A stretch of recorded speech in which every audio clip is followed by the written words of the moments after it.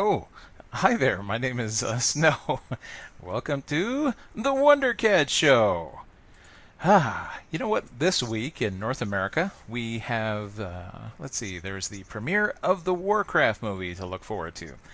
Originally I wasn't going to go see this. I've been hearing terrible reviews about it. It was released initially internationally, and it's made about 70-ish million. Now, the movie cost 160 million to make, and it's probably another 150 million in advertising. So until they get over 300 million, or more like 315 million, it's not even going to break even. So, but the international market has already kicked in 70 million, so who knows? If there are enough people in North America that will at least go and give it a look-see, maybe the Warcraft movie might actually break even. Who knows? Maybe it might turn a slight profit.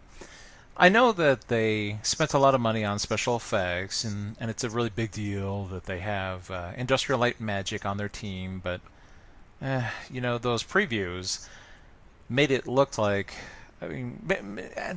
tell me what you think. When I saw the previews, I was underwhelmed. Yeah, it's going to be a CGI love fest.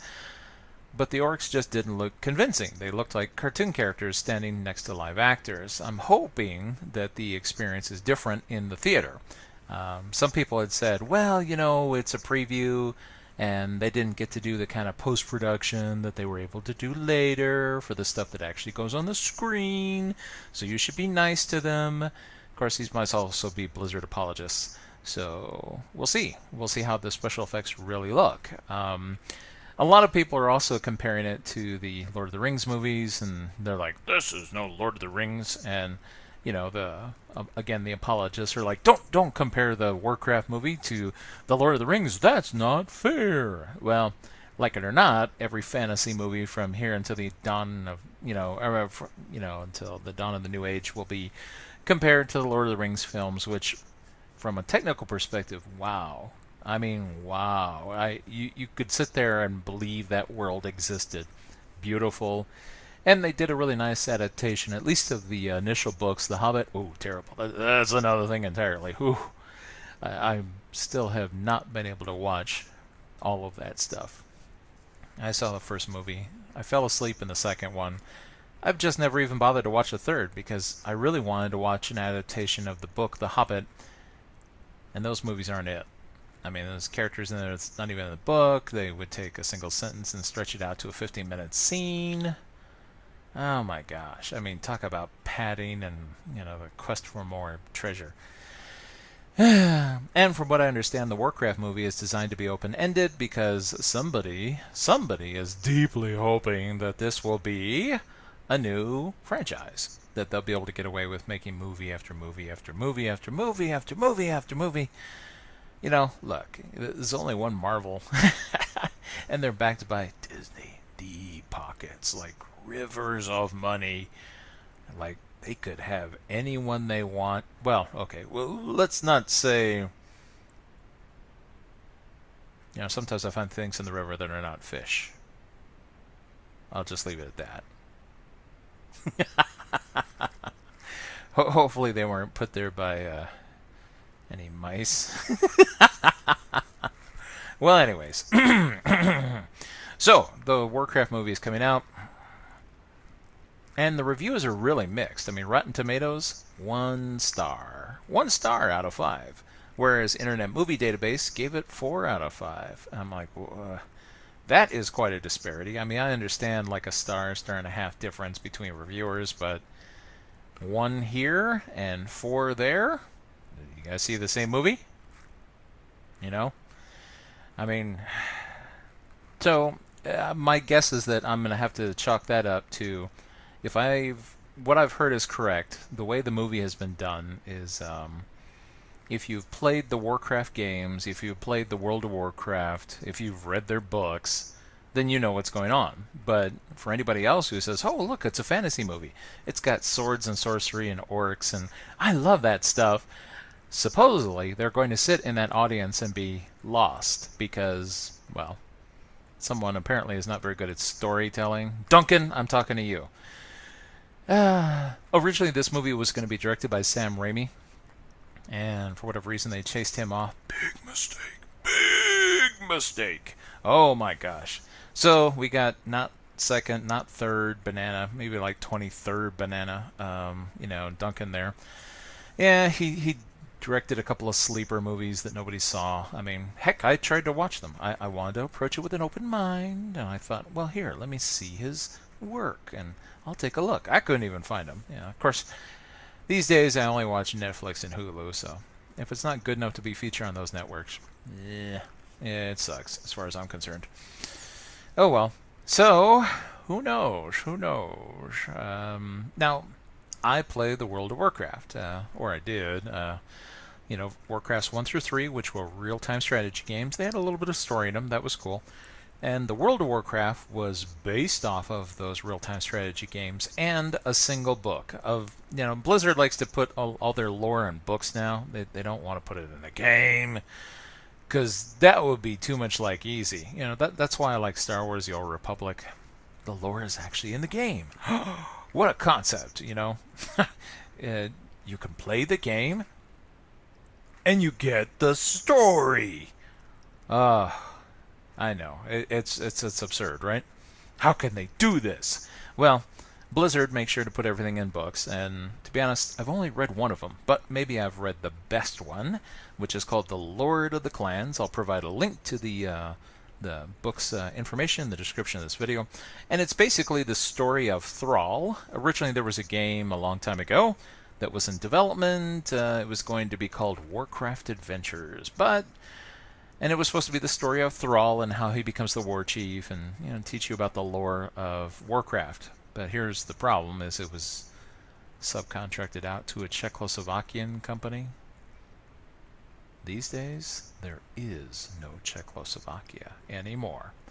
So you can imagine what happened to that game. It never got finished, and they worked really hard putting the lore together, so they put it together in a book. And if you played the World of Warcraft, and there was a particular dungeon called, let's see, what is it?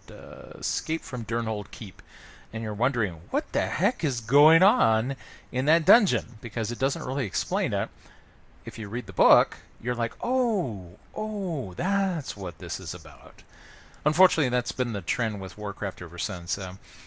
Coincidentally, the Warcraft expansions that everybody liked, when World of Warcraft came out, it was based off of that Lord of the Clans book. So Thrall's in there, and he was in Warcraft 3 as well. Let's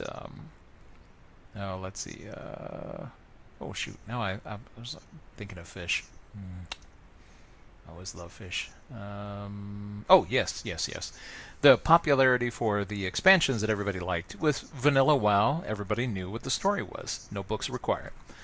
With let's see, the Burning Crusade. Again, drawing from the lore from the RTS games that everybody played. No story required. We knew what the narrative was. We're just like, yes, it's the Blood Elves. Same thing with Wrath of the Lich King. If you played the RTS game, you knew who the Lich King was. Then, Cataclysm, it's like, all right, here's a big book to read. That didn't go over so great. Plus, they got real lazy. The whole expansion was phoned in. They reskinned a bunch of stuff and then tried to call that an expansion. Although I really did like the underwater area. Ooh, all those fish. I love fish. Yes. All the different ways you can enjoy fish. Okay, I'm thinking of fish too much. Ooh, yummy fish. As you can see, the harbor behind me, lots of good fish.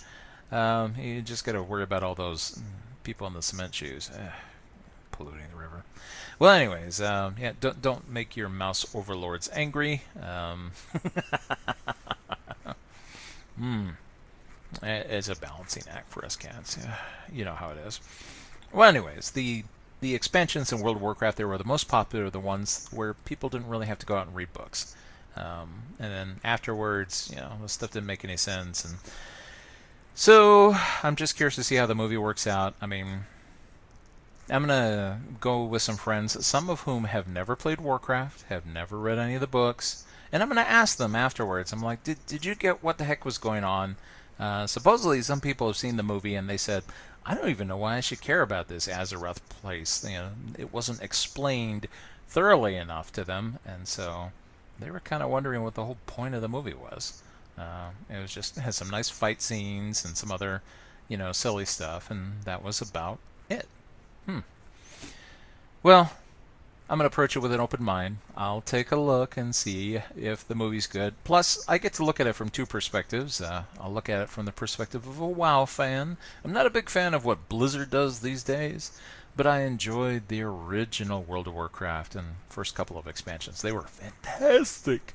And if Blizzard had any sense, they would bring back those vanilla servers that everybody has been wanting.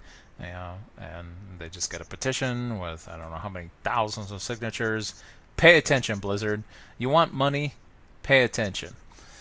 Oh well. Although these days, I'm kind of playing Black Desert Online. It's a lot of fun, and it doesn't cost me any money per month. Yay! And you don't have to you're not doing anything wrong because that's the way they sell it. Oh well. All right, so here's my question for you. Are you going to go see the Warcraft movie? Will you take any friends with you? And if you are going to see the Warcraft movie, how much do you know about the lore of the World of Warcraft? Have you read a bunch of books? Have you only played the games? Have you only done, did you only play, say, the World of Warcraft and not the real-time strategy game where a lot of the lore was? Because it had lots of cutscenes and other fun little stuff. So, I'm curious. This movie needs to be able to work for everybody in order to be successful. Although, there are movies that are terrible.